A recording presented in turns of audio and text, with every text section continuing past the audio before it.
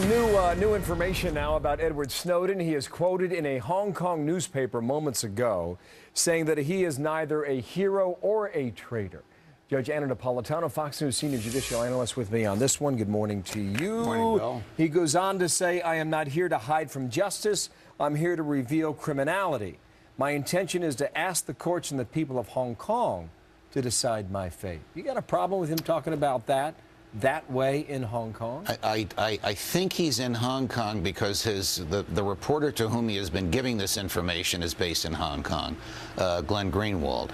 I don't have a problem with him talking that way. He's entitled to claim the protection of every court. I'm of the court of the land he's in.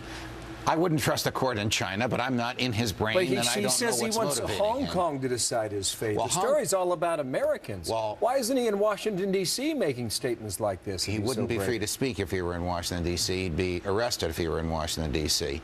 So the court where he's located will decide his fate. Not his ultimate fate, but his next fate, that is, whether or not he'll be extradited. If he was in Iceland, the court in Iceland would decide whether or not he's extradited. Not his guilt or innocence on the ultimate charge, right, but whether or not he goes back to the U.S. against his will. Based on what we know today, you think the U.S. government's going to go after him? Will they bring him home or not? Yes, I think the U.S. government will go after him. In the opinion of the U.S. government, the Obama administration, and the intelligence community, he violated his oath to keep secrets secret.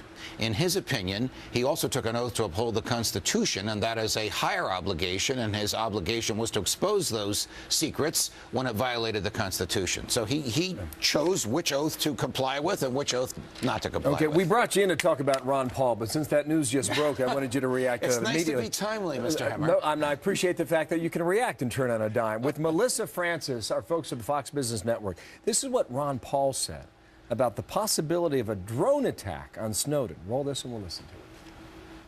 I'm worried about somebody in our government might kill him with a cruise missile or a drone missile. I mean, we live in a bad time where American citizens don't even have rights and that they can be killed.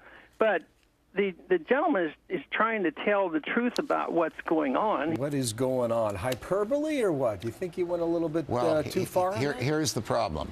The president's use of drones to kill Americans is patently, clearly, and unconditionally unlawful.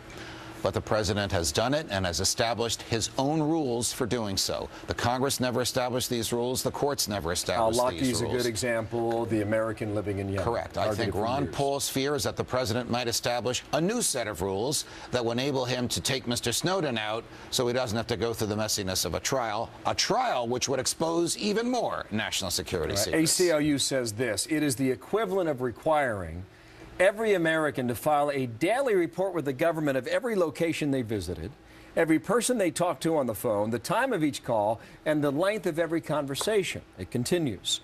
The program goes far beyond even the permissive limits set by the Patriot Act and represents a gross infringement of the freedom of association and the right to privacy. Is that at the core of this? That's at the core of this, and that's why you see Democrats as well as Republicans, people who voted for the Patriot Act, even one of the authors of the Patriot Act, wanting to revisit it now because they see the abuse that it brought about in the hands of the executive branch. James Sensenbrenner, a Republican from Wisconsin, was on our program last week. He said this is a dragnet.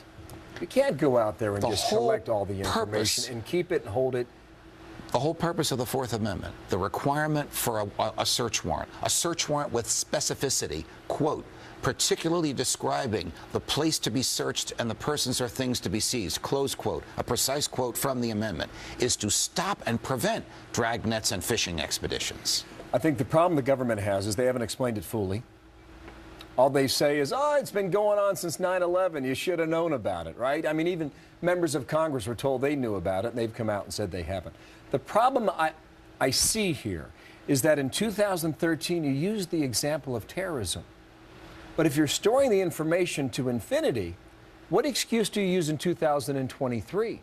Or 2033? Is it no longer terrorism? Is it your taxes? Is it your health records, your financial records, your politics? What is it? The founders didn't have a problem like this, but they did mistrust an executive branch of a government with powers that it could be abused. And that's why they wrote a constitution to restrain the government. You and Martha just ran a great quote from the New York Times not too long ago.